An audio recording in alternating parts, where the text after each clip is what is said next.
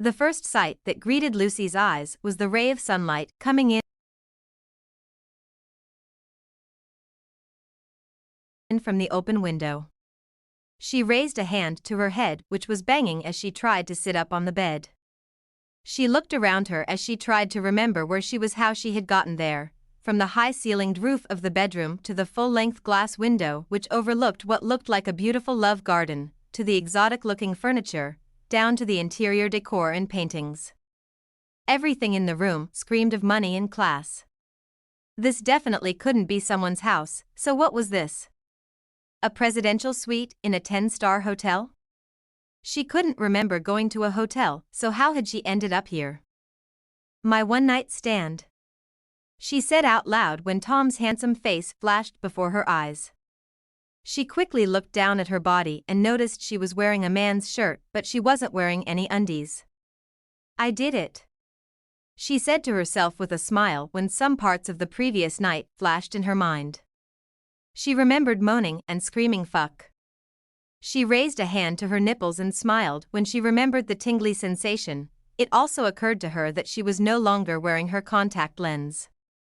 She couldn't remember taking it off, so when had that happened? She wondered as she looked around the room. The more she looked around the room, the more she was tempted to think it was a hotel room, since there were no personal belongings anywhere apart from her clothes, which were neatly folded on the couch. Had her one-night stand brought her here and run off, leaving her behind to pay for this expensive hotel suite? How was she going to afford it? What if he had robbed her while she slept and taken away her money and cards? Lucy wondered and quickly stood up from the bed and hurried towards the couch where her purse was lying. She opened the purse and let out a sigh of relief when she realized that all the contents of her purse were intact. That had to mean he was a decent person, so if this was a hotel, she was certain he would probably have paid the bills. She looked around the room in search of anywhere she could have dropped her contact lens, and paused when she noticed the glass of water sitting on the center table with her contact lens floating in it. As she moved closer to the table to pick it up, she noticed the glass was sitting on a note, so she quickly picked up the note. You looked so beautiful in your sleep and I didn't want to disturb you. I had to take care of something urgent. Someone will be waiting to drop you off.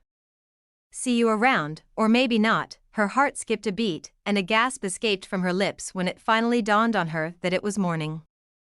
She shook her head in horror when she looked towards the window again, and it dawned on her that it was actually morning, like not just any morning, but Monday morning. Her eyes fell on the wall clock hanging opposite the bed, and she moved closer to see what time it was. No. No. No. God, no. She repeated, shaking her head vigorously when she saw it was past 10 a.m. already. She was supposed to resume at the office by 9 a.m. for a meeting with her boss, yet it was past 10 a.m. already.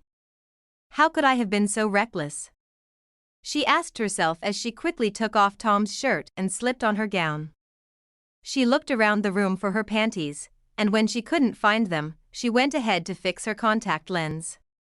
She looked around one more time for her pant before picking up her boot along with her purse as she dashed for the door. Had the situation been different, she probably would have stopped to take a look around this exotic mansion before leaving. But all she could think about at this point was getting to her apartment as fast as she could and changing into something presentable before going to the office. Good morning, miss. She almost jumped out of her skin when she heard a masculine voice greet her the moment she opened the door. She could guess what she looked like, especially as she had even failed to check her appearance in the mirror or wash up. She probably looked like a cheap hooker dressed in all of this in broad daylight. Good morning, sir? Lucy said with an awkward smile as she looked at the middle-aged man, wondering who he was and why he was standing by the door like he had been waiting for her. I see you're ready to leave.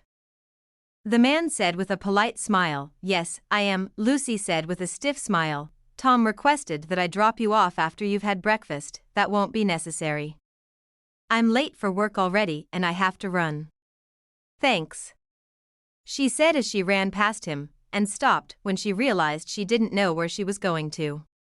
She turned around to see him looking at her. That's the way, he said, pointing in the opposite direction. Thanks, she said as she turned around and quickly ran past him. she wished she could appreciate the beauty of the mansion right now, but her job was on the line. She needed to come up with a really good story to make up for why she had arrived late at the office on her resumption day. Immediately she got outside, she sighed when she realized she had made another error. The mansion was really large and walking to the gate from the house was going to be a marathon. It was going to be a really long day. Thomas Hank, 30 years old, CEO of iGlobal Group, and the most eligible bachelor in the city of Ludus, sat behind his office desk looking through some documents which were on his desk. Although his name was well known, his face was unknown to the public since he was known to avoid the media like a plague. Even most of his employees in the company had no idea of his true identity apart from the senior directors and shareholders. He had a habit of following his private elevator and staircase to his office on the few occasions he decided to show up at the office, and he didn't need to worry about the company's welfare, since Harry, his friend and right-hand man, always acted in his stead. So while he was the brain behind the company, Harry was the face. As handsome as he was, so also was his intelligence on a genius level. Of course, that was the only way he had been able to build such a large conglomerate with major subsidiaries that dealt for himself, such as iGlobal Towers and Real Estate, iGlobal Hotel and Resort, iGlobal Motors, iGlobal Pharmaceuticals, IG Clothing Line, as well as the newly launched subsidiary iGlobal Airline. He looked down at his phone when it started ringing and sighed when he noticed it was a call from Anita. "Oh baby. I'm so sorry about last night." Anita gushed immediately after he accepted her call. Tom said nothing and just sat back in his seat listening to her and waiting for her to give him one of her excuses, as usual. "I was so exhausted when I returned from work last night, and then I found out Snow was suffering from food poisoning and I had to call the vet. I thought Snow died 2 weeks ago?" Tom cut in before she could finish, making her pause to think about that. "Did he? I told you that?" she asked with a confused frown which made Tom question what he ever saw in her to have put up with her for the past year. "Anita, let's both do ourselves some good. It's over between us," Tom said in a flat tone, making her blink in surprise, and then she started laughing. "You're kidding, right? Of course, there's no way you mean that. Right?" she asked doubtfully when he didn't join in her laughter. "I'm not. You're obviously not interested in me, and I can't even begin to imagine why you agreed to be in a relationship with me in the first place. I'm done with this, so feel free to live your best life now," Tom said before returning his attention to the documents he had been busy with before her call came in. "But, Anita, why don't you save the drama for someone else? We both know you don't care about me, so please be mature about this. I have to return to work. I really hate being disturbed when I'm working," Tom said dismissively. He knew the only reason she had been taking him for granted was that, like most people, she didn't know who he really was. Anita opened her mouth to say something, but snapped it shut when she heard the coldness in his tone. "Oh well. Good riddance then," she said as she hung up the call. The door opened and Tom raised his head as Harry Jonas, his right-hand man, walked in. "I was just informed you cancelled the meeting that was slated for this morning with the directors?" he asked as he walked in and took the seat opposite Tom. "Yeah, I did. Why? You're not the type to just change plans on such short notice. Are you feeling sick?" "No, I'm not. I'm going to be needing a break for some time, so I will need you to step in and take care of things here at the office. Especially in meeting with the directors," Tom said, making Harry raise a brow. "Haven't I been doing that this whole time? Half the staff in the company already thinks I'm the CEO. I wonder why you bother to be so rich if you're not going to even flaunt it," Harry said, making Tom chuckle. "The new director who was supposed to resume today at the fashion unit, has she arrived at her office yet?" Tom asked, making Harry give him a questioning look. "Why are you so interested in her? I can't believe you woke me from sleep last night just to confirm the name of the director. Did something happen? Or perhaps you know her from somewhere?" Harry asked curiously. Tom thought about it for a moment and decided there was no harm in confiding in Harry. "Yeah. I met her at the club last night." Tom said, making Harry's eyes widen in disbelief. Club? Miss Lucinda Perry? I don't think so. From all I was told about her, she is a workaholic with zero social life. Harry said, making Tom smile. I don't doubt that. Yesterday was her birthday, so I guess that was why she ventured out. She did seem like a fish walking on dry land. And I find her intriguing. Tom said with an amused expression. You find her intriguing already? And what about Anita? I broke up with her just before you walked in, Tom said disinterestedly. You did? Why? Because of Miss Perry. I was going to do that last night, but then she stood me up once again. You didn't happen to talk to Miss Perry, did you? Harry asked, making Tom grin as he remembered last night. He hadn't wanted to deflower her, so he had taken his time to take a long walk outside, and by the time he had returned, she had dozed off as he had known she would. He had helped her take off her contact lens, even though it hadn't been very easy getting her to cooperate with him, and then he had dressed her up. I even danced with her, Tom said, leaving out every other detail he knew might embarrass Lucy. You danced with her? Harry asked in surprise. Yep. But she has no idea who I am, and I intend to keep it that way. So you have to help me keep an eye on her. Does this mean you cancelled the meeting because you knew she was going to be late? Wait. Don't tell me you spent the night with her, Harry asked in alarm. Don't be ridiculous. She had a lot to drink last night, and I figured since it's her first time going that wild, she might find it difficult getting out of bed. So can you not give her a hard time over it? Scold her for being late, but don't be too hard on her, Tom said, making Harry look at him with narrowed eyes. He nodded his head even though he didn't believe what Tom had just said. Lucy knew she wasn't just late, she was very, very late. She was resuming at the office by past 11 a.m., for a meeting she was scheduled to have by 9 a.m. She could only pray that a miracle would happen and save her from this embarrassment. No one at her former office would believe it if they heard she was resuming work 2 hours late. She always prided herself at being at least 30 minutes early to every meeting. She was that principled. She had never felt more self-conscious in her life as she walked into the company building, dressed in pristine navy blue suit pants, her hair tied neatly in a ponytail and twisted to form a bun on the center of her head, and her thick round glasses sitting on top of her nose. Good morning, how may I help you? One of the female receptionists at the front desk of the building asked, with a polite smile. Hi. I'm Lucinda Perry. I'm supposed to be resuming at the fashion unit today. I need directions, she said with a polite smile as she showed them her identity card. Oh. You're welcome. Please take the elevator to the 3rd floor and then take a turn to the left wing. That's where the fashion unit is located, the receptionist said with a polite smile, and Lucy smiled back in gratitude before walking away. Immediately Lucy walked away, the receptionist dialed Harry's number. Hello, sir.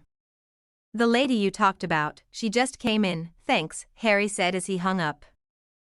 It was time to see this lady that had left quite an impression on his friend, Harry decided as he walked out of his office and headed for the 3rd floor. Inside the elevator, Lucy desperately prayed that she wouldn't see a sack letter on her desk when she gets to her office.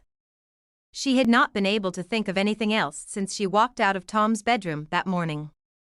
How would she explain to her parents that she had had a wild night out to celebrate her birthday and her promotion, and had ended up getting fired because she had overslept? Immediately the elevator dinged and the door opened. Her heart started beating really fast when she realized that she was yet to come up with any story that would at least make them pardon her.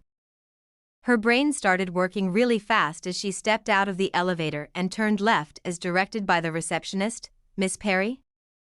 Harry called out, making every story she had just come up with fly out of her brain as she turned to look at him. Did someone know her already?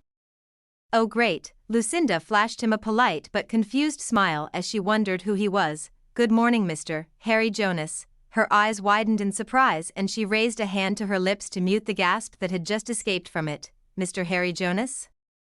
Of everybody to see her right now, why did it have to be him? Everyone at her former office knew him as the boss since he was the one who always visited there for inspections. He was known to be ruthless and mean when he wanted to, and he had a reputation of always firing at least one person whenever he visited. Harry didn't need anyone to tell him what was going on in her head, so he flashed her a smile to calm her down. I see you're just coming in at. What is it by your time? He asked, looking at her wristwatch. I'm sorry I'm late. My fiancé got involved in an accident last night, and I had to be with him at the hospital all through the night while he fought for his life. I only just arrived in the city a few minutes ago. I would have called, but I didn't have the office line, and I didn't know who to call. Lucinda lied, making Harry raise a brow. Your fiancé? And you were there all through the night? Yes. It was really horrible, she said and broke into a false sob, raising her hand to cover her face. Harry looked at her and decided it was either Tom had met the wrong person at the club, or the lady before him was a world-class liar and actress. I guess I understand. But we won't tolerate any form of laxity after today. The meeting was cancelled, so I'll show you to your office now and introduce you to your team. Harry said as he led her towards her office. The meeting had been cancelled? Just like that? Why had she been so worried all morning over nothing? If she had known the meeting was going to be cancelled, she probably wouldn't have been in such a hurry. Lucy thought and sighed when she remembered she had left her thong behind at Tom's house in her hurry. She really said that? Tom asked, howling with laughter as Harry recounted the lie Lucinda had told him. She is really not what I expected. I had to let her off the hook just because of you though, or maybe it was because she looked pretty nervous when I introduced myself to her. Harry said with an easy shrug, thanks. Hope she settled in well? Tom asked curiously after his laughter settled down. She did, good. So after you left earlier, I was thinking. Tom said with a look on his face that had Harry shaking his head, not good. I'm sure whatever you want to say isn't good. Harry said, making Tom chuckle. Well, I need a job and a house, Tom said, making Harry frown. You have a mansion, and you don't just have a job, but you own the most successful company in the country. Harry reminded him, sure. Find out where Lucy lives, and see if you can get me an apartment very close to her. What? Harry asked in disbelief. Let's just say I'm bored. I want to get to know her and be friends with her without her knowing about this aspect of my life. What if she is in a relationship? Harry asked skeptically. That should be part of me getting to know her. And about the job? I want to be her personal driver. So that means you have to give her an official car. Tell her it comes with her promotion package. Tom said, making Harry's mouth drop in disbelief. There is absolutely no way I'm letting you do this. You're completely out of your mind. Harry exclaimed, maybe. Just humor this crazy friend of yours and do as you're told. Tom said with a grin, what do you hope to accomplish by being her driver? Harry asked in confusion. That's also a part of me getting to know her. So make it happen before the end of the day. Tom said with a smile, pleased with himself for coming up with such a brilliant plan. I really think this is crazy. Completely crazy, I think so too. And that's more reason I want to do something completely crazy. Tom said with a smile as he thought of Lucy. She not only intrigued him but also aroused his curiosity. He was willing to do as much crazy things as he could just to get to know her. I'll just get to it then. Harry said as he headed for the door, and then stopped when he remembered something. That reminds me, your mother called earlier. She asked that you return her call immediately you get the message. Harry said, making Tom groan. We could just pretend like I haven't received the message yet, right? Tom asked Harry, who shook his head. No, we can't. Every single time I've tried to lie to her in the past, she caught me. So I'm just going to tell her the truth if she calls again and asks why you haven't returned her call. Harry warned, making Tom shake his head. Coward. Just leave. I'll call her now. Did she give you any hint as to why she wants me to call her? Tom remembered to ask. She only asked about your girlfriend and if things are going smoothly, and what did you say? Tom interrupted before Harry could finish. I told her everything was fine. Good. I'll return her call right away. Tom said and waited until Harry had left before picking up his phone. I learned you had a hooker over last night. Is that how I brought you up? Don't tell me your wealth is beginning to get into your head. 60 years old Evelyn Hank asked the moment she accepted his call. First of all, she's not a hooker, and secondly, it's none of your business who I bring into my home or what I do in my home. Tom said in an easy voice, so am I to assume the lady you passed the night with is your girlfriend? Evelyn asked, ignoring what he had just said. You're free to assume whatever you please. How are you? Tom asked, changing the subject. I'm all right. I read in the papers that you finally bought Ocean's Airline. Well done, son. I'm proud of you. Evelyn said, making Tom smile. Thanks. How is Dad? You should come to see us if you're so concerned about your father. His mother said with a snort. I've just been really busy lately. I'll visit you soon. I promise, if you say so. What about your siblings? When last did you hear from them? Or you've been too busy to reach out? She asked, making Tom wince guiltily. I'll give them a call the moment I hang up, Tom said apologetically. You should do that. Heaven knows I missed the lot of you around the house. Everywhere seems so silent without any of you around. It would be good to have grandchildren playing around here. Evelyn said, making Tom chuckle since he had been waiting for her to say it as usual. I'm sure you'll get plenty of them soon. So you should try to enjoy the silence for the time being. And if you get too bored, you both can travel down here. My house is big enough for you all. Yeah, maybe we should do that soon. I'll just talk to your siblings. Evelyn said thoughtfully. I have to go now. I love you, Mom. Tom said before hanging up.